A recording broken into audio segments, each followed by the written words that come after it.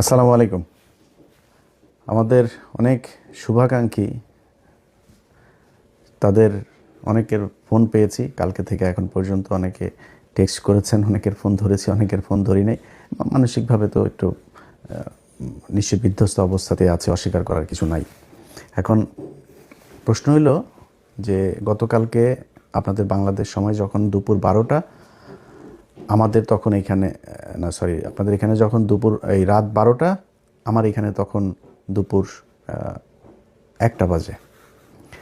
তো আমার 1টায়, আপনার 12টা বাজে। আমি রাত আপনাদের দুপুর 12টায় সম্ভবত কাছাকাছি একটা সময় সব শেষ আপনার করেছিলাম, লাইভ করেছিলাম। তারপরে ঘুমাতে গিয়েছি, পরিস্থিতি দেখলাম, বুঝে টুঝে যেটুকু বুঝলাম বুঝা তারপরে ঘুমাইতে গেলাম। ঘুম থেকে উঠে কিছুক্ষণ আগে লম্বা একটা ঘুম দিয়েছিলাম, উঠে নাস্তা টাস্তা করলাম। উঠে তারপরে চিন্তা করলাম যে আমাদের অনেক শুভাকাঙ্ক্ষী আছেন, তারা অনেক হতাশায় আছেন, তাদের জন্য কিছু কথা বলা দরকার। সেই সাথে যারা অনেক খুশি, যারা অনেক ধরনের মজার ট্রল করছে, তারপরে মজাক নিচ্ছে আর কি, তো এরকম কিছু লোকজন আছে, তাদের ব্যাপারে কিছু কথা বলার জন্যই আসলে আসা। ধরেন আজকে একটা নির্বাচন হয়েছে, এটা কিন্তু 1973 সালের নির্বাচন না, বাংলাদেশের মানুষের চোখের সামনে একটা নির্বাচন হয়েছে।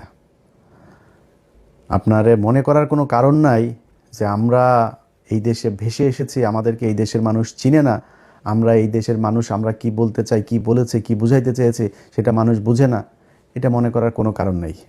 চোখের সামনে যা হওয়ার হয়েছে, যেটা হয়েছে, আজকে যেটা বলছি কালকে সেটাই বলবো, আগেও সেটাই বলেছি, ওই জায়গাতেই থাকবো। আপনার মনে করে লাভ নাই যে কালকে তারেক রহমানরে যারা গালাগালি দিয়েছে, লন্ডনে আছে, চেনে না, এখানে বসে আপনার এই বিরিয়ানির দোকান থেকে টাকা খায়া তারপরে তারা এখন যায় এই ফেসবুকে পোস্ট মারে, নানান ধরনের মজা টজা করে। আরে বেটা, জামাত ইসলাম ফেল করেছে না পাশ করেছে, এটা দিয়ে আমার কোনো লাভও হবে না, আমার ব্যক্তিগত কোনো লসও হবে না। এই দেশের ক্ষতি হয়েছে।